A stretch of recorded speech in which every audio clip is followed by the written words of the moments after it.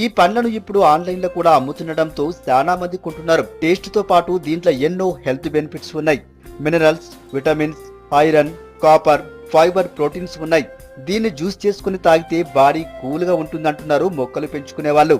దీన్ని మనం passion fruit అంటాము. ఇది ఒక రకంగా మనం సర్వరోగ నివారణ అని కూడా అనొచ్చు. బికాస్ ఆల్ హెల్త్ బెనిఫిట్స్ దీంట్లో ఉన్నాయన్నమాట.